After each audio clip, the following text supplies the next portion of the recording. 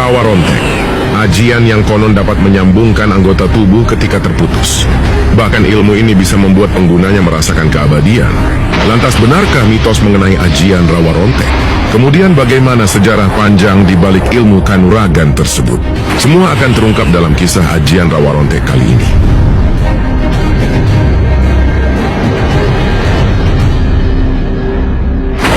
Rawa Rontek atau Rawe Rontek secara bahasa memiliki arti yaitu kepala putus. Namun secara makna, Rawa Rontek sendiri merupakan ilmu kebal yang bisa membuat penggunanya hidup kembali. Meskipun si pengguna telah dihabisi, dengan cara diputuskan kepalanya, dihujani peluru, hingga diracun. Dalam kehidupan modern, banyak orang menganggap bahwa Rawa Rontek dan Pancasona adalah ilmu yang sama. Tetapi dari beberapa kisah, keduanya adalah ajian yang berdiri sendiri dengan aliran yang saling bertolak belakang. Bahkan bisa dibilang Pancasona adalah ajian yang menginspirasi lahirnya Rawa Rontek. Untuk dapat mengetahui perbedaannya, kita akan mulai dari ajian Pancasona terlebih dahulu. Ajian Pancasona memiliki kesaktian yang sama persis dengan ajian Rawa Rontek, yaitu membuat penggunanya kebal senjata dan serangan. Apabila kulit penggunanya terluka, maka dapat pulih kembali seperti sedia kala. Apabila anggota tubuhnya terputus, maka dapat tersambung kembali seperti sedia kala, bahkan tanpa bekas.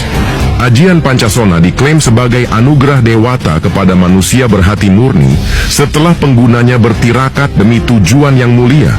Segala proses memperoleh ilmu kanuragan tersebut membuat Pancasona masuk ke dalam aliran ilmu putih. Adapun ajian Pancasona dimiliki oleh tokoh legendaris dari Kabupaten Blitar yang bernama Patih Djoyo-Dikdo. Hidup di era kolonialisme Belanda membuat Patih Djoyo-Dikdo menjadi sahabat sekaligus pengikut setia yang berjuang bersama Pangeran Diponegoro. Berkali-kali Patih Djoyo-Dikdo terjun dalam perang melawan Belanda. Dan berkali-kali pula Djoyo-Dikdo tertangkap, terkena timah panas, dan dieksekusi. Tapi anehnya, Djoyo-Dikdo akan selalu muncul kembali di penyerangan yang lain, dalam kondisi sehat tanpa luka. Hal tersebut membuat nama Djoyo-Dikdo terkenal di kalangan tentara Belanda dan merasa ngeri apabila melihat kehadirannya. Karena kesaktian ajian yang dimiliki Djoyo-Dikdo, maka Kadipaten Blitar saat itu dilepaskan dari pengawasan Belanda. Atas segala perjuangannya, beliau pun dianugerahi gelar patih oleh Adipati Kadipaten Blitar pada tahun 1877. Kendati memiliki ajian Pancasona, Patih Djoyo-Dikdo wafat pada tahun 1905. Tapi setiap jasad Patih Djoyo-Dikdo menyentuh tanah untuk dikebumikan, beliau akan bangkit dan hidup kembali. 3 hari kemudian, beliau wafat kembali. Begitu seterusnya hingga diketahui bahwa selama jasad pengguna Pancasona menyentuh tanah, maka dia akan hidup kembali. Akhirnya jasad Patih Djoyo-Dikdo pun dimasukkan ke dalam sebuah peti besi. Peti besi tersebut kemudian disangga menggunakan 4 pilar yang terbuat dari besi juga supaya jasadnya benar-benar tidak menyentuh tanah.